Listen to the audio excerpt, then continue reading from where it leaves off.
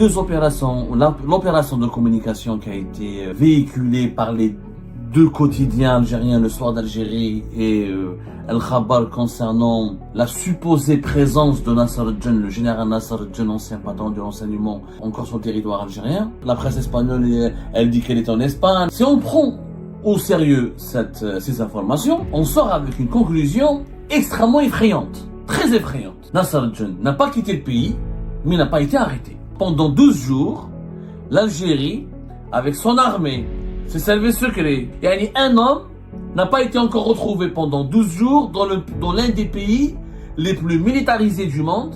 Il y a un plan derrière cette annonce, il y a un plan derrière cette opération de communication. Maintenant, est-ce que la présidence, par exemple, veut limoger Saïd Chengueriha?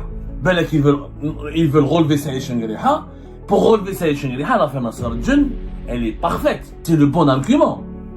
Le renseignement militaire, la DCSA, c'est elle qui tient en charge de la surveillance de la résidence surveillée de Nasser El-Djen. Il s'est enfui des mains de la DCSA et c'est la DCSA qui l'a toujours pas retrouvé. L'affaire Nasser El-Djen, c'est un camouflet pour Saïd Chengueriha. Logiquement, si on doit sanctionner quelqu'un, on doit commencer par Saïd Chengueriha parce que ça s'est passé au sein de l'institution militaire. Et est-ce que cette opération n'aurait pas été lancée pour préparer le terrain au limogeage de Saïd Chengueriha? Hier, les deux opérations, l'opération de communication qui a été véhiculée par les deux quotidiens algériens, le Soir d'Algérie et El Khabar, concernant la supposée présence de Nasser El-Djen, le général Nasser El-Djen, ancien patron du renseignement intérieur, encore sur le territoire algérien, a soulevé des interrogations. Elle a étonné. Au départ, elle a étonné, elle a choqué, elle a bouleversé, on comprend rien. Alors, Nasser El-Djen, la presse espagnole, elle dit qu'elle est en Espagne. La presse algérienne, maintenant, elle s'était silencieuse, elle était totalement dans un mutisme total pendant plus de 10 jours. Ensuite, 4 jours après l'annonce de la presse espagnole, elle nous dit que finalement, elle n'a pas quitté le pays. Donc, au départ, personne n'a su analyser rationnellement ce qui a été raconté, ce qui a été dit, comment ça a été formulé, et comment et dans quel contexte ça a été dit par le Soir d'Algérie, le Khabar. 24 heures après, je pense qu'après l'émotion, il faut la réflexion. Quand je dis l'émotion, parce que comme l'affaire Nasser El-Djen, elle est devenue un scandale national. 48 heures, tout le centre du pays a été encerclé par un dispositif militaire et sécuritaire inédit depuis la fin de la décennie noire. Et comme il suscite une énorme controverse, et comme c'est un personnage hyper puissant, c'est quand même le patron, l'homme fort des services secrets algériens de 2021-2024.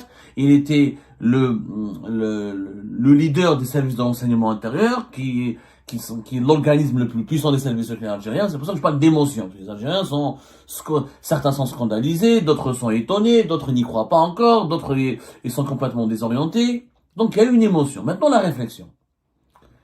Si on prend au mot, et si on donne du crédit à ce qui a été dit hier par le Soir d'Algérie ou le Khabar, on a expliqué que cet article n'est pas le leur, qu'il émane de la Direction générale de la communication de la présidence de la République, dirigée par Kamel Seyed et ses collaborateurs.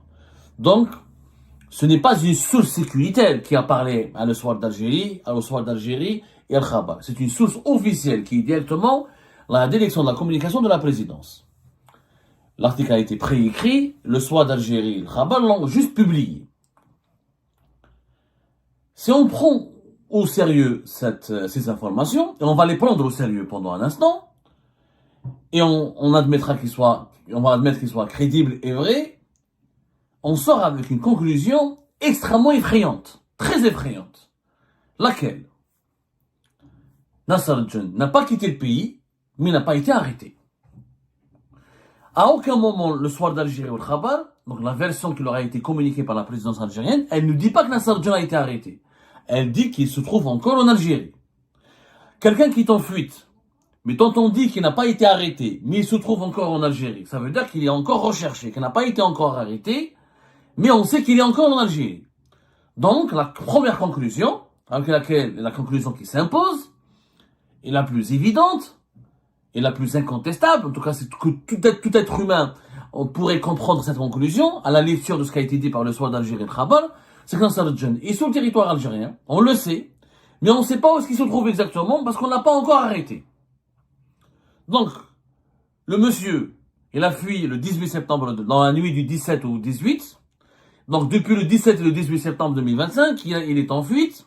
Nous sommes, hier on était le 29 septembre 2025, et ça fait 12 jours, pendant 12 jours, l'Algérie, avec son armée, ses services secrets, ses services de sécurité, sa gendarmerie, l'enseignement militaire, l'enseignement intérieur, l'enseignement technique, avec tout ce que nous avons, c'est-à-dire si on comptabilise l'ensemble des agents qui composent l'ensemble des institutions, de l'institution militaire, tous les services de l'armée, tous les services de sécurité et les forces de l'armée, on a plus d'1 million de personnes. Un minimum 1 million de personnes. Ouais, 250 000 policiers, plus de 200 000 gendarmes, on a 500 000 militaires, plus 50 000, t'as le renseignement interne, plus les indicateurs, plus les forces communales, tout ce que nous avons comme force, comme agents, liés directement, indirectement au service de sécurité, on a 1 million. Et un homme n'a pas été encore retrouvé pendant 12 jours dans l'un des pays les plus militarisés du monde, les plus sécurisés du monde, sécurisés du thème de sécurotocratie, c'est-à-dire les plus enquadrillés parmi les pays les plus policiers du monde. Nous avons des barrages partout, des centaines de milliers de membres de service de sécurité qui tournent à travers le pays. Les frontières, on a l'armée, elle est là pour les surveiller. On a la marée, on a les gardes-côtes, on a des sous-marins, on a des navires de guerre, on a des services de sécurité extrêmement, je suis désolé pour le mot extrêmement, parce qu'il correspond à la réalité par rapport aux pays voisins et par rapport aux pays africains. Nous avons des services de sécurité extrêmement bien équipés. Il n'y a pas beaucoup de pays africains où il y a la police et là, ils ont des Mercedes. Ou la gendarmerie, ils ont des 4x4 Toyota dernier cri. Nous avons vraiment des équipements de malades. Et, je dis de malades pour le langage courant, des équipements, ça veut dire modernes et efficaces et solides. Et malgré ça, Nasser n'a pas été retrouvé.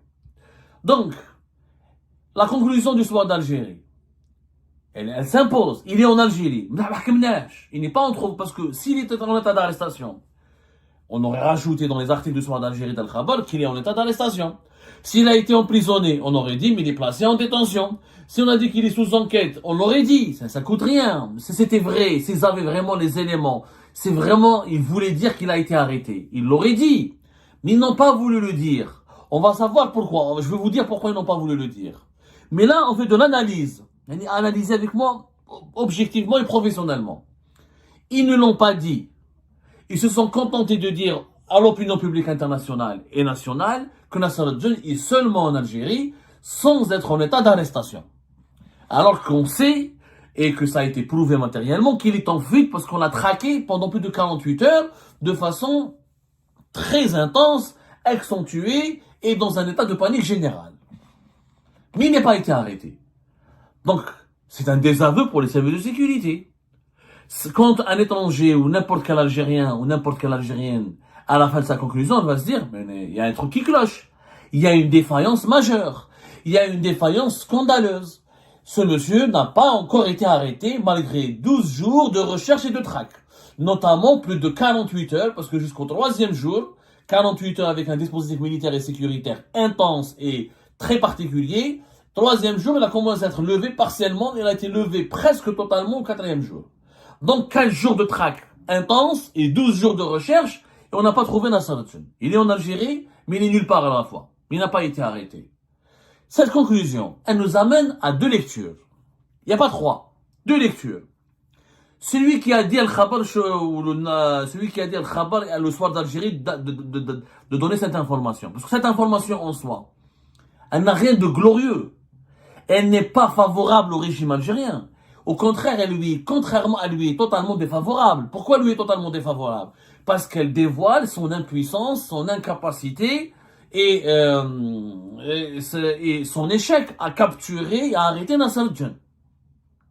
Sinon, on aurait dit qu'il aurait été arrêté. Ça n'a pas été dit. Donc, l'information telle qu'elle a été formulée, telle qu'elle a été présentée, c'est un échec total, un échec humiliant pour les autorités algériennes. Au bout de 12 jours, ils n'ont pas été capables pas de retrouver un terroriste anonyme qui n'est pas connu, qui peut se cacher, qui peut se fondre au sein de la population. Nasser al-Dine, quand même, un général connu, qui a travaillé pour le régime, que tout le monde connaît, ils le connaissent, ils connaissent son profil, ils connaissent tout de lui. Ils n'ont pas pu l'arrêter. Donc, est-ce que la présidence algérienne a voulu humilier? C'est ça maintenant les deux thèses. Quand on a deux thèses. Est-ce que la présidence algérienne est débile? Les communicants qui ont lancé cette opération sont débiles. C'est-à-dire ils sont cons. Je le dis sans les insulter, hein. J'aime pas dire ça, mais il faut être débile pour dire au monde entier que nos services de sécurité ont été incapables de retrouver un homme au bout de 12 jours. Et pas n'importe quel homme, l'un des hommes les plus puissants du pays et le plus connu. Ou ils sont débiles, parce qu'en disant ça, ils humilient l'Algérie, ils se désavouent eux-mêmes, et ils disent, voilà, nos services de sécurité, c'est des amateurs, c'est des incompétents. Ou, il y a un autre objectif derrière. C'est pas de la débilité, c'est de la ruse. Il y a un plan derrière cette annonce, il y a un plan derrière cette opération de communication, et ce plan viserait peut-être à limoger des responsables de services de sécurité, à enlever des généraux, à relever de leur fonction des généraux, à déstabiliser quelques institutions, à reconfigurer les rapports de force, à faire une purge. Parce que quand tu dis que les services de sécurité n'ont pas pu retrouver, mais ils savent, la présidence, comment elle sait qu'il est là en Algérie? Ça doit être les services de sécurité qui ont dit à la présidence, ne vous inquiétez pas, il est encore en Algérie, on le recherche. Mais vous ne l'avez pas trouvé. Donc vous êtes des incompétents. Qui dit incompétent? Appelle des sanctions. Il faut des changements. Après les sanctions, il faut des changements. Maintenant, est-ce que la présidence, par exemple, veut limoger Saïd Chenguereha? Ben, ils veulent relever Saïd Chenguereha. Pour relever Saïd Chenguereha, l'affaire Nasser al-Djinn, elle est parfaite. C'est le bon argument. Le renseignement militaire, la DCSA, c'est elle qui était en charge de la surveillance de la résidence surveillée de Nasser al-Djinn. Il était entre les mains de la DCSA. Il s'est enfui des mains de la DCSA, et c'est la DCSA qui l'a toujours pas retrouvé. La gendarmerie relève de l'armée aussi, du Saïd Chenguereha. C'est un camouflet direct de l'affaire Nasser al-Djinn, c'est un camouflet pour Saïd Chenguereha. Logiquement, si on doit sanctionner quelqu'un, on doit commencer par Saïd Chenguereha, parce que ça s'est passé au sein de l'institution militaire. Donc c'est Saïd Chenguereha qu'on devrait peut-être limoger, qu'on devrait peut-être licencier, qu'on devrait peut-être relever et remplacer. Et est-ce que cette opération n'aurait pas été lancée pour préparer le terrain au limogeage de Saïd Chenguereha? Au final, cette opération de communication n'avait pas pour but de démentir la presse espagnole, puisqu'on n'a pas attendu 24 heures. S'ils voulaient vraiment démentir la presse espagnole, Elle Confidentiel notamment et Nacio Sombrero, pourquoi avoir attendu 4 jours? Ils auraient pu démentir le lendemain, ils auraient pu démentir 48 heures après, puisque l'information s'est propagée comme une traînée de poudre et qu'elle a suscité un scandale international qui a franchi les frontières du pays. Ce n'est plus un scandale national. Ils ont attendu 4 jours et quelques, presque 5 jours pour démentir. Donc c'était pas leur priorité, clairement, n'était pas de répondre et de riposter à la presse espagnole.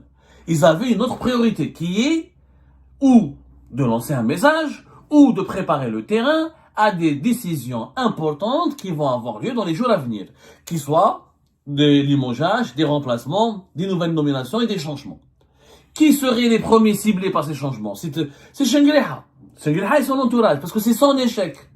Qu'on le veuille ou non, il n'était pas entre les mains de la police, donc on ne peut pas dire la faute de Bedaoui. Il n'était pas entre les mains de la gendarmerie, on ne peut pas dire que c'est le patron de la gendarmerie, il était entre les mains du renseignement militaire. Le renseignement militaire, c'est l'état-major de l'armée. C'est Saïd Chenguereha. Moi, je pense que si on veut relever ses fonctions Saïd Chenguereha, il faut aller droit au but. C'est pas la peine de humilier le pays, de humilier les services de sécurité. Est-ce qu'on a besoin d'humilier l'armée et les services de sécurité pour destituer son chef? Pas du tout. Il y a un échec. On demande des comptes et on demande des changements et des sanctions. Comme remplacer Chenguereha et le changer, c'est extrêmement difficile sans qu'il y ait de vérité, parce que Chenguereha c'est un poids lourd, c'est le deuxième décideur du pays après Tebboune et c'est l'allié d'Abdelmajid Tebboune. Peut-être que le clan Tebboune, et je ne vois pas une autre explication, n'a pas trouvé cherche des justifications ou cherche des prétextes pour justifier, voilà, la mise à l'écart de Saïd Chenguereha. Pour moi, ça me semble la seule thèse logique. Parce qu'il n'y a pas une autre thèse qui explique le comportement ou la manière avec laquelle cette campagne de communication a été gérée dans les colonnes du Soir d'Algérie de l'Khabar. Maintenant, on s'est posé une question au début. Pourquoi ils auraient pu mentir? Imagine, s'ils ne voulaient pas s'humilier. si les articles de Al-Khabar et du Soir d'Algérie n'avaient pas pour but inavoué d'humilier l'institution militaire et les services de sécurité. Ils auraient pu dire non, ils auraient pu mentir, ils auraient pu dire Nasser al-Din a été arrêté, il est entre nos mains. Ils auraient pu mentir, même si c'est pas vrai. Ils auraient pu mentir. Pourquoi ils n'ont pas pu mentir alors qu'ils avaient l'habitude de mentir surtout? Parce qu'ils ont eu peur. Parce que la présidence algérienne, ils se sont dit, imaginez on va dire que Nasser al-Din a été arrêté et qu'il est en détention, et que lui il va démentir en utilisant des amis à lui ou des relais qui sont proches de lui depuis l'étranger. Nasser al-Din a plein d'amis journalistes. Il a des gens qui sont très bien introduits. Il aurait pu, s'il n'est pas en état d'arrestation, et si l'annonce de son arrestation aurait pu l'offusquer, aurait pu le choquer, il aurait pu contacter facilement, il pourrait contacter facilement ses amis journalistes, ou, parce que dans son agenda, il y a beaucoup d'amis, beaucoup de connaissances, et beaucoup de connexions avec le monde de la presse, il fait sortir l'information, comme quoi c'est pas vrai, c'est complètement faux, et que ces relais vont défier le pouvoir algérien de donner des preuves ou des photos, d'une vidéo de son arrestation et de son placement en détention, et après on en parlera. Ils n'ont pas voulu le faire parce qu'ils craignaient la réaction de Nasser al-Din et ils sont démentis. Donc ils n'ont pas pu mentir sur son arrestation. Ils se sont contentés juste de dire qu'il est en Algérie. Ça peut être vrai, ça peut être faux, c'est un mensonge, c'est un demi-mensonge. Et si c'est un mensonge, c'est pas un mensonge qui va contrarier Nasser al-Din parce que ça peut l'arranger. Regardez, si je suis à l'étranger, ils vont me foutre la paix, ils vont pas me traquer à l'étranger. Quoi qu'il arrive, le but n'était pas de fournir des explications à l'opinion publique concernant les tenants et les aboutissants du scandale Nasser al-Din. Le but était d'envoyer un message et de préparer le terrain pour des limogeages et des remplacements importants au sein de l'institution militaire. Et je pense que plus que jamais, que Saïd Chengreha et les membres de son entourage sont dans le viseur, dans le collimateur d'une purge qui est en cours de préparation. À la place de Chengreha, je réfléchirai avant de dormir la nuit à ce que je viens de dire là-dessus. Eh ben, c'est la fin de cette vidéo, les amis. Je vous remercie comme d'habitude pour avoir suivi jusqu'à la fin. N'oubliez pas de nous laisser vos commentaires et vos réactions sur la vidéo et de vous abonner à la chaîne si vous n'êtes pas encore abonné. Et merci aussi pour vos commentaires et vos discussions très animées dans la section des commentaires. Donc, vous n'oubliez jamais de décortiquer bien un sujet sur tous les points qui ont été abordés dans la vidéo et ça fait vraiment plaisir quand moi-même je ne fais pas de commentaires, je m'appuie sur vous pour que vous puissiez bien expliquer les choses et en faire des discussions civilisées et dans tout le respect possible. Donc voilà, merci beaucoup et à la prochaine dans une nouvelle vidéo. Au revoir.